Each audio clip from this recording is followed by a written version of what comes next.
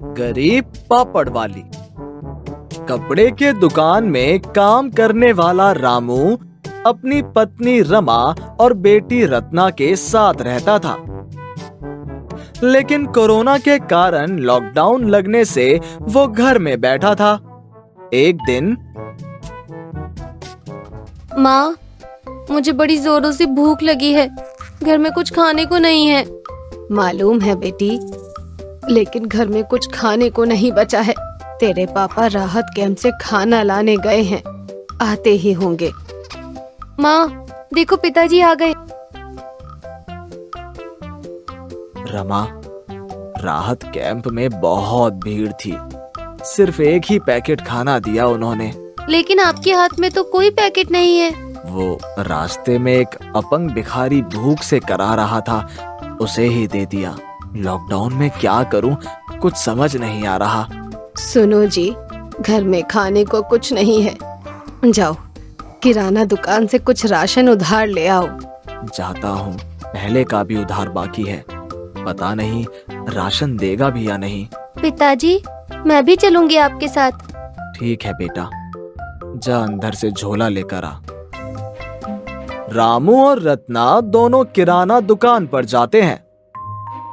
कैसे हो सेठ जी? बस किसी तरह जी रहा हूँ। जिसे देखो मुंह उठाकर चले आते हैं उधारी लेने। अरे लॉकडाउन में मैं कहां से लाऊं सामान?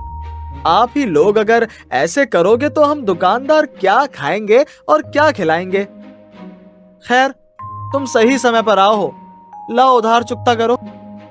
वो सेठ जी, मैं उधार चुकता करने नहीं बल्कि उधार लेने आया हूँ। रामू भाई, क्यों अपना और मेरा दोनों का टाइम खराब कर रहे हो? बाहर एक बोर्ड लगा है जिस पर कुछ लिखा है। रत्ना बेटा, जरा बाहर टंगे बोर्ड पर जो लिखा है उसे पढ़ के बताओ तो। महत्वपूर्ण सूचना, आज नगद और कल उधार। सॉरी रामू, पहले पुराना बाकी पैसे चुकता करो, तभी राशन मिलेगा। देखो सेठ, मैं सब हिसाब चुका दूंगा, थोड़ी मोहलत तो दो। आज मैं और मेरा परिवार सुबह से ही भूखे हैं। अभी कुछ सामान दे दो, 1-2 दिन में तुम्हारी सब उधारी चुकता कर दूंगा। देखो भाई, मैं कुछ नहीं जानता। अगर राशन लेना है तो पहले पिछला हिसाब चुकता करना होगा। दोनों बाप बेटी बिना राशन लिए घर पहुंचते हैं। घर के दरवाजे पर रमा पहले से ही राशन की आस लगाए खड़ी होती है। क्या हुआ जी? खाली झोला वापस क्यों ले आए? सेठ अंकल ने उधार राशन देने से मना कर दिया। उन्होंने बोला कि पहले पिछला हिसाब चुकाओ, उसके बाद राशन ले जाना। घर में 2-3 पापड़ पड़े हैं, उन्हीं को सेक देती हूँ। माँ, एक टुकड़ा पापड़ से क्या होगा? मुझे बहुत जोर से भूख लगी है। मालूम है बेटा, लेकिन अभी घर में यही मौजूद है। पापड़ खाकर 2 गिलास पानी पी लेना, कल सोचेंगे क्या करना है। नहीं माँ, मुझे पापड़ नहीं खाना। रमा रत्ना को 2 थप्पड़ जोर से जड़ देती है और रत्ना रोती सिसकती हुई पापड़ खाकर पानी पीकर रोते रोते सो जाती है। रामू और रमा को रात भर नींद नहीं आती। रमा को अपने मन में ग्लानि महसूस होती है। सुबह में, सुनो जी, ये लो मेरी सुहाग की अंतिम निशानी। लेकिन रमा, ये तेरी अंतिम निशानी है। जानती हूँ, लेकिन अभी हमें खाना जरूरी है, और अगर जिंदा रहे तो फिर ऐसी कई चूड़ियां हम बनवा लेंगे। ये गहने जेवर हम औरतों के पास इसी वक्त के लिए ही तो होते हैं। अगर हम ही ना रहे तो इसका क्या फायदा? लाओ झोला, मैं जानता हूँ कि तू जो ठान लेती है वो करके ही रहती है। रामू रमा की चूड़ियां बेचकर किराना का सामान ले आता है। रमा खाना बनाकर सबको खिलाती है। रामू का परिवार कई दिनों बाद पेट भर खाना खा रहे थे। माँ, खाना बहुत स्वादिष्ट बना है। कई दिनों बाद आज भर पेट खाना खाने को मिला है। सॉरी माँ, कल रात मैंने खाने के लिए जिद की। कोई बात नहीं बेटा, अगर पेट में भूख हो तो बुद्धि अपने आप चली जाती है। ये हमारा दोष है कि हम तुम्हारे लिए पेट भर भोजन भी प्रबंध नहीं कर सकते हैं। लेकिन माँ, आपने जो पापड़ खिलाए वो बहुत ही स्वादिष्ट थे। माँ, तुम्हारे हाथ के बने पापड़ का जवाब नहीं। क्यों ना माँ हम पापड़ बेचने का धंधा शुरू करें? आइडिया बुरा नहीं है। अभी लॉकडाउन में किराना दुकान और दवा दुकान ही चल रही हैं। चूड़ियां बेचकर जो पैसे मिलते हैं उसी पूंजी से पापड़ उद्योग खोल देते हैं। ठीक है, मैं जो सामान लिख रही हूँ उसे सेठ जी की दुकान से ले आओ।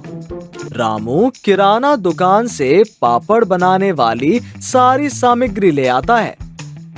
रमा और रत्ना दोनों मिलकर दाल पीसकर और मसाले डालकर अच्छी तरह से पतले पतले पापड़ तैयार करती हैं और उसे सुखा लेती हैं।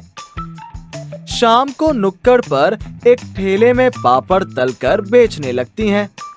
उन स्वादिष्ट पापड़ को जो भी खाता है दीवाना हो जाता है। रात को घर पर, चलो आज लॉकडाउन में भी अच्छी बिक्री हुई। हाँ पिताजी, आज तो उम्मीद से ज्यादा पापड़ बिके। कल हम और ज्यादा पापड़ बनाएंगे और ठेले पर तल कर उसे बेचेंगे। क्यों माँ? हाँ हाँ, क्यों नहीं।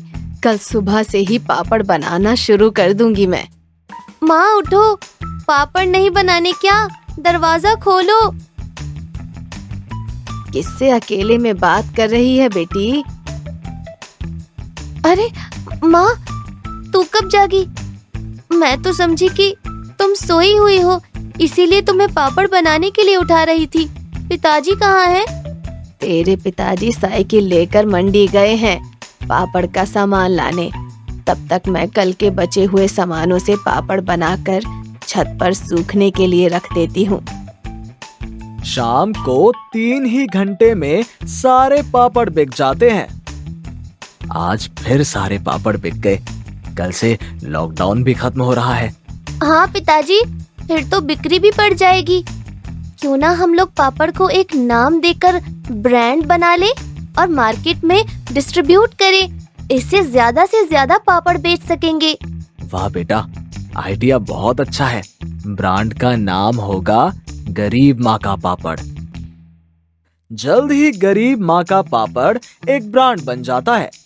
रमा मोहल्ले की महिलाओं की मदद से पापड़ का एक कारखाना खोल लेती है।